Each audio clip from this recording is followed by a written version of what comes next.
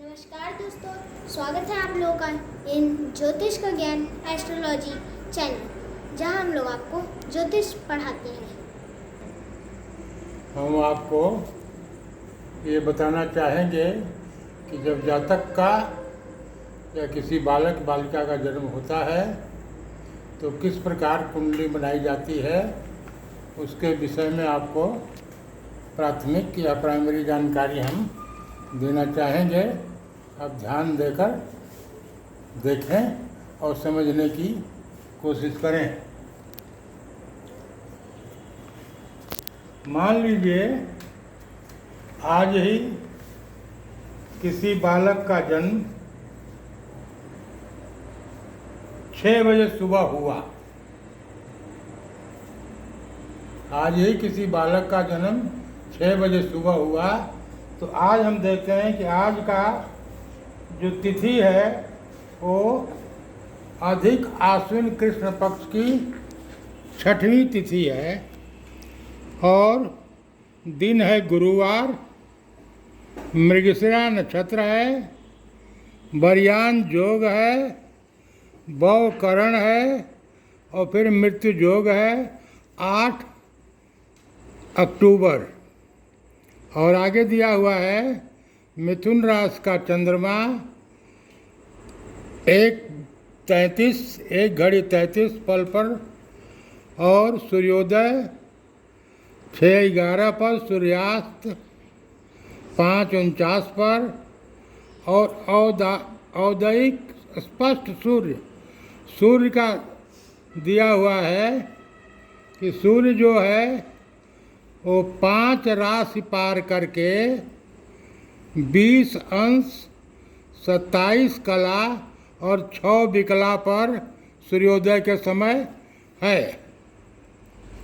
तो हम अब देखेंगे आज का लग्न सारणी में कि कौन सा लग्न इस समय सुबह 6 बजे भोग कर रहा था।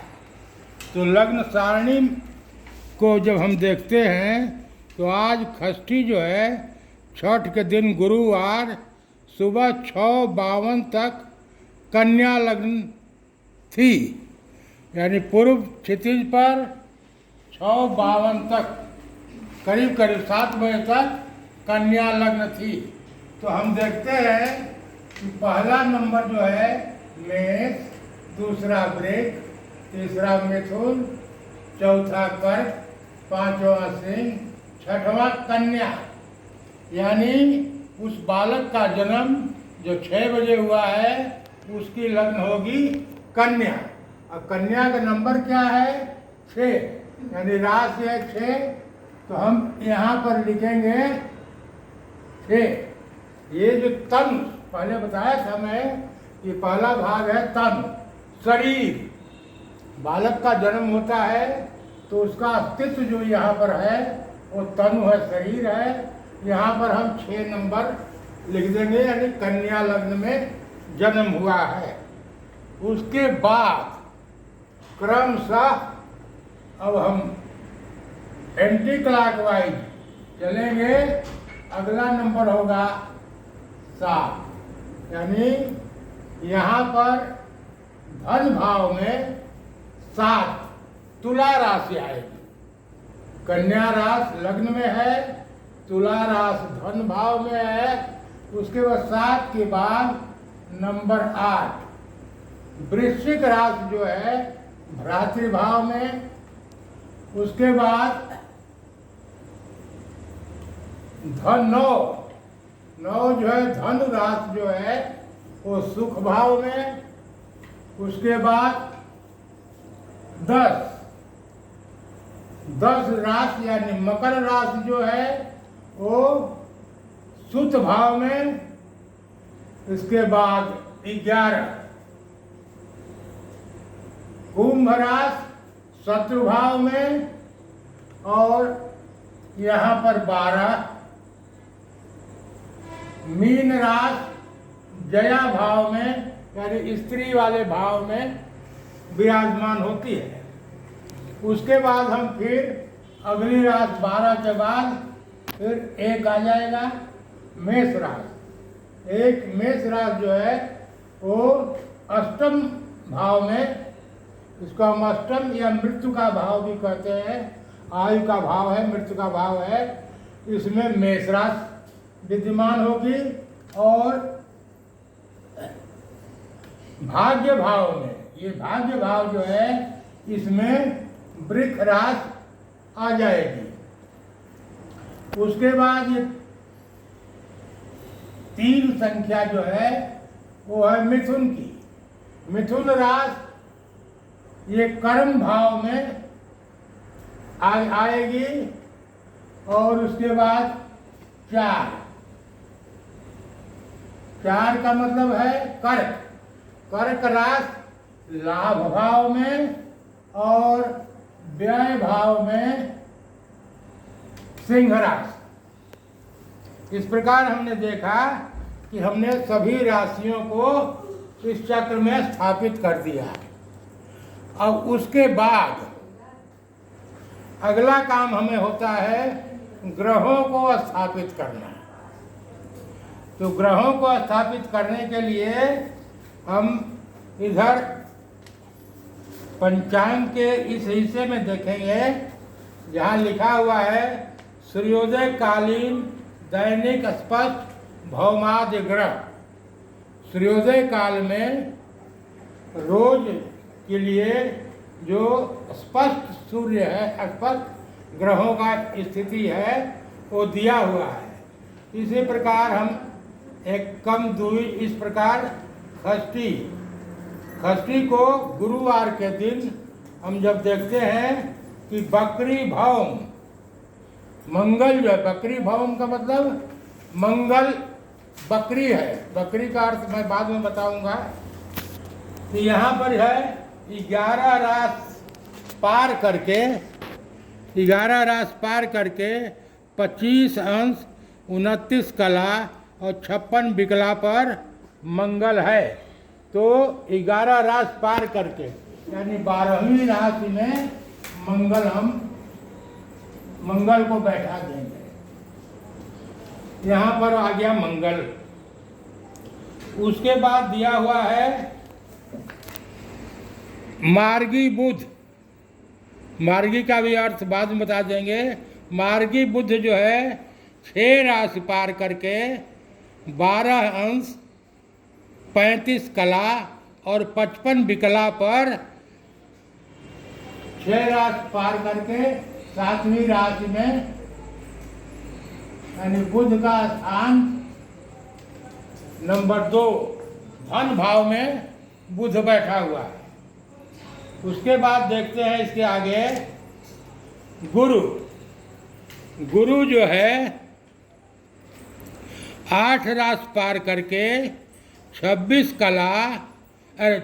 अंश 27 कला 19 विकला पर धनु राशि में, यानी यहाँ पर गुरु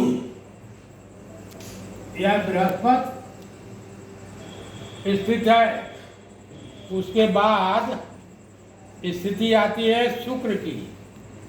तो शुक्र की स्थिति हम देखते हैं इस टेबल में कि 4 राशि पार करके 5वीं राशि में 13 अंश 9 कला 51 विकला पर ये शुक्र बैठा हुआ है, यानी 5वीं राशि। 5वीं का मतलब सिंह राशि पर शुक्र बैठा हुआ है। उसके बाद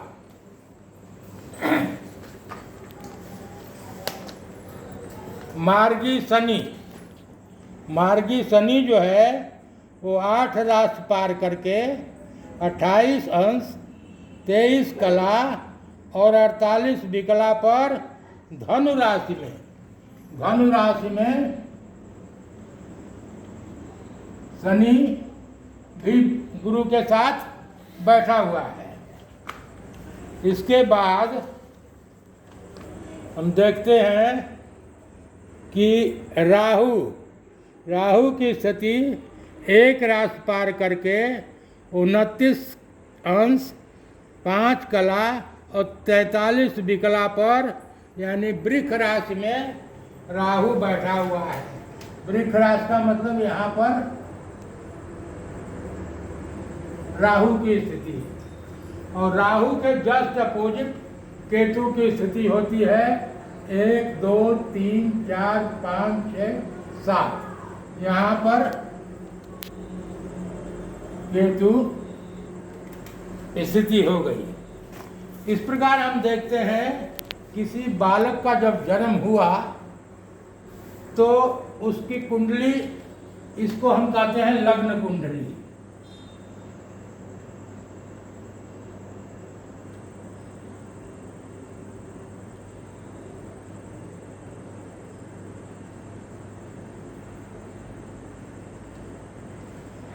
इसको हम लग्न कुंडली कहते हैं। कुंडली और भी बनती है, जैसे अब अच्छा इसमें अभी 2 चीज रह गई है। एक चीज रह गया है कि चंद्रमा कहाँ है। हम देख रहे हैं कि गुरु शनि 2, मंगल 3, राहु 4, शुक्र 5, बुध 6, केतु 7। अभी 2 ग्रह बाकी रह गए हैं। कौन कौन से? सूर्य और चंद्र। तो सूर्य और चंद्र की स्थिति जो है हम अब यहाँ से देखेंगे। और देखते हैं कि सूर्य की स्थिति जो है 5 राशि पार करके 20 अंश 27 कला और 6 विकला पर, यानी कन्या राशि में सूर्य स्थित है। यहाँ पर हम करेंगे, चंद्रमा को देखेंगे यहीं पर। तो हम देखते हैं कि मिथुन का चंद्रमा है। ये 1:33 पर प्रवेश किया है सुबह में। इसका मतलब है 1 तो 24 मिनट हुआ, यानी 6:11 पर सूर्योदय हुआ, तो 24 मिनट बाद यानी 6:30 बजे के आसपास यहाँ पर पहुँच गया है। तो 6 बजे जन्म हुआ है, तो उससे पहले ये वृक्ष राशि में होगा। तो चंद्रमा की स्थिति वृक्ष राशि में, या यदि 6 बजे के बाद 6:30 के बाद जन्म है तो चंद्रमा की स्थिति मिथुन में आ जाएगी। नहीं तो यहीं पर चंद्रमा भी 6 बजे जन्म हुआ है तो यहाँ पर स्थित। इस प्रकार हमने देखा कि उस बालक के सारे ग्रह जो हैं स्थापित हो गए हैं। यही उसकी जन्म कुंडली कहलाती है। अब इसी में विचार हम करते हैं कि उसका भाग्य कहाँ। इसलिए अब आगे वाली बात जो है हम अगले एपिसोड में आपको बताएंगे कि किस प्रकार आगे विचार करते हैं, क्या क्या उसके फल और परिणाम होते हैं। धन्यवाद। क्यों से हमारा ये अनुरोध है कि कुछ तकनीकी कारणों से हमने अपना चैनल का नाम ज्योतिष ज्ञान एस्ट्रोलॉजी रखा है। यदि आप नए हैं तो इस चैनल को सब्सक्राइब करके गजट नोटिफिकेशन आप प्राप्त कर सकते हैं।